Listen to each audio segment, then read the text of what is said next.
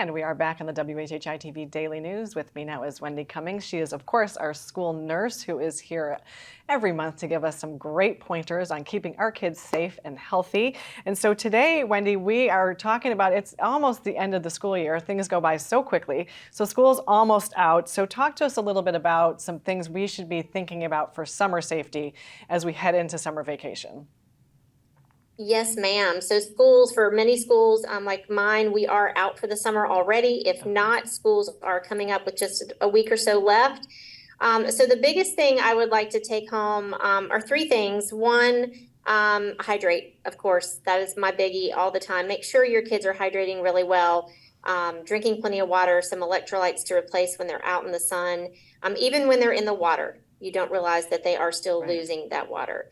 And speaking of being in the water and just outside, another biggie for me is sunscreen.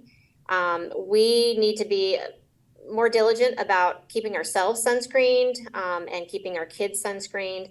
Look at labels. Make sure that the sunscreen is a broadband or broad spectrum sunscreen, so it covers both the UVB and UVA sun rays. Both can cause skin burn, skin damage, and later on in life, wrinkles.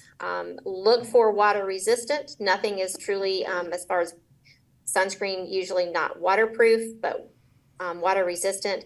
Reapplication, read that bottle to see what you, how often you need to reapply. Certainly when you've been in the water, showering, towel drying, all of that can remove that sunscreen. Right.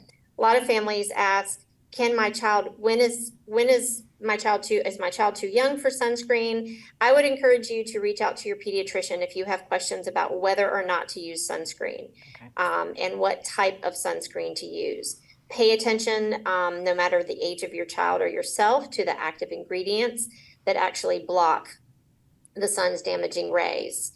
And then lastly, I mean, if we teach our children about proper skin care and guarding ourselves from the sun at a young age, doesn't mean they have to hide inside in front of a screen with a remote in their hand, but teaching them about using sunscreen and wearing hats and using sunglasses, all of those things, teach them early, and then they will take that into their later years.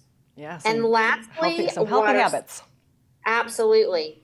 Lastly, I would say water safety. We are surrounded by water, both on the island and in Bluffton, and teaching your children to swim, making sure they are comfortable but not too comfortable around water. And then anytime, even those who are avid swimmers, making sure they're not alone in water, and they understand how dangerous the water can be, especially on the river and in the ocean, talking about rip currents, talking about the current in the river, just educating your children and making sure they have those safety tips in place for water for the summer as well. Yeah, absolutely. All very, very good points. I wanted to go back just for a second about the hydration. I know you did mention making sure that they're drinking a lot of water, but then you also mentioned electrolytes. Talk to us a little bit about the best way for kids to get electrolytes. I know we don't want to have too much sugar, but we want to make sure we're getting the proper, hydration for them.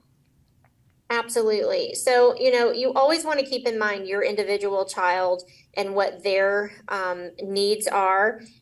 Again, pointing you back to your pediatrician, if it's during the school year, talking to your school nurse, but never hesitate to reach out to the nurse line at your pediatrician. But anything, electrolytes, when we're sick, we always think of Pedialyte or something like that. But you can use some of the, any drink that has an electrolyte replacement in it. I always recommend something like Propel or something that has lower sugar content. Again, we don't want to load our kids up with a lot of sugar, but look for things that fit your family's needs and your child's needs.